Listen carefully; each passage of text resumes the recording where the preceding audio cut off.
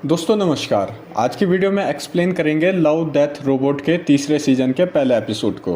Basically अगर आप लोगों ने पहले के 2 सीजन देखे होंगे तो आपको मालूम ही होगा कि यह पूरा सीजन टेक्नोलॉजी के साइड इफ़ेक्ट, इंसानी मानसिकता और भविष्य पर केंद्रित रहती है और अधिकांश एपिसोड में एनिमेशन देखने को मिलता है।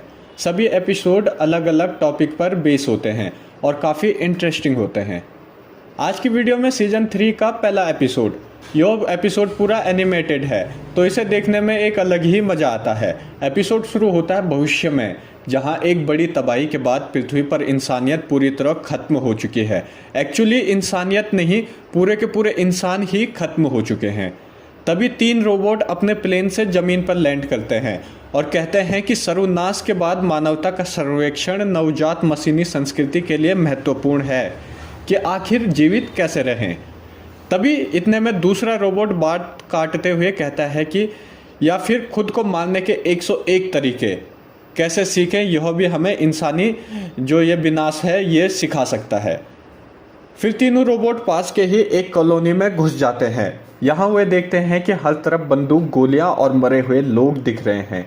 तभी एक रोबोट कहता है, कोई इस जगह को सर्वाइवर कैंप क्यों कहता है जबकि यह जगह मरे हुए लोगों से भरी पड़ी है। वहीं दूसरा रोबोट कहता है, मैंने जितनी भी रिसर्च की है उससे पता चलता है कि ये इंसान सभ्यता का खत्म होने का यहाँ इंतजार कर रहे थे।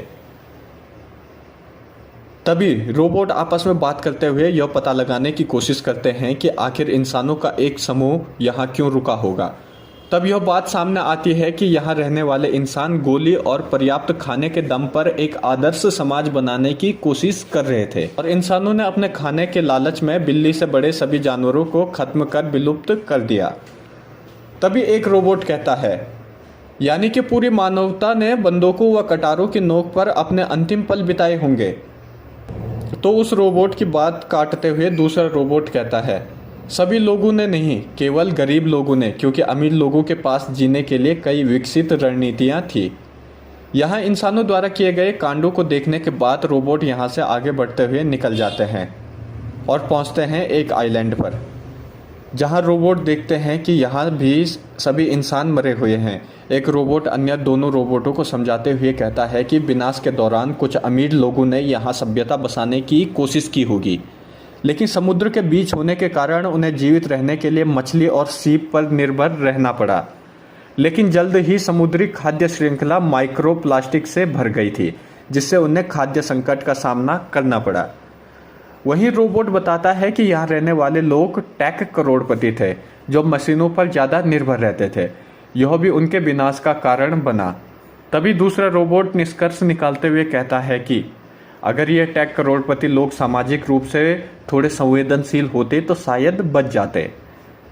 इतने में तीनों रोबोट हंसते हुए कहते हैं, नहीं नहीं, उनसे ना हो पाता। पहले उन्होंने रोबोट की ली और फिर रोबोट ने उनकी ही ले ली। इसके बाद तीनों रोबोट यहाँ से आगे निकलते हैं और वहाँ पहुँचते हैं जहाँ दुनिया के बड़े नेता विनाश के दौरान छिपे हुए थे, ताकि हाहाकार के शांत होने के बाद यहाँ से निकल सके, वह दुनिया में नई विश्व व्यवस्था का निर्माण कर सके। लेकिन जब रोबोट उस जगह पहुँचते हैं तो देखते हैं यहाँ भी सब मर चुके हैं। बेसिकली जो नेता यहाँ छुपे हुए थे उनका प्लान था कि आत्मनिर्भर बनकर भुखमरी को रोका जाए, लेकिन जब उनकी फसलों पर फंगस लगना शुरू हुआ तो भुखमरी फैल गई और यहाँ रह रहे नेता एक दूसरे के खून के प्यासे हो गए। तभी इतने में एक रोबोट कहता है कि चारों तरफ मौत देखकर मेरा दिमाग खराब हो गया है, क्या कहीं कोई इंसान जिंदा नहीं है। तभी उनकी नज़र स्पेस शटल पर पहुंचती है और कहते हैं कि क्या बचे हुए इंसान मार्स पर चले गए।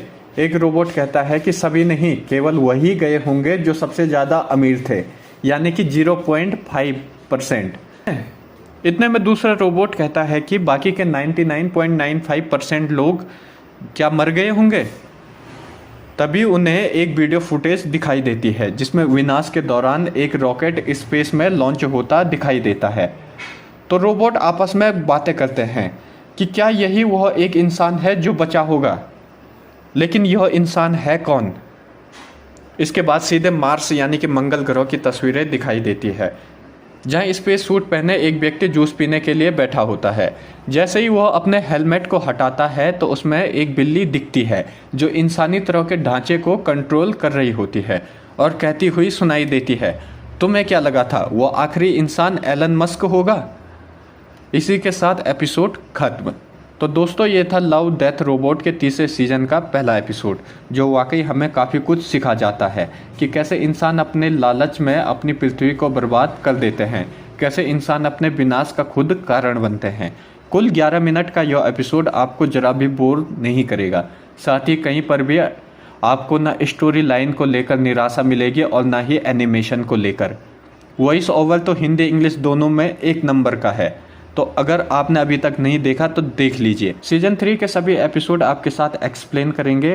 प्यार बनाए रखें।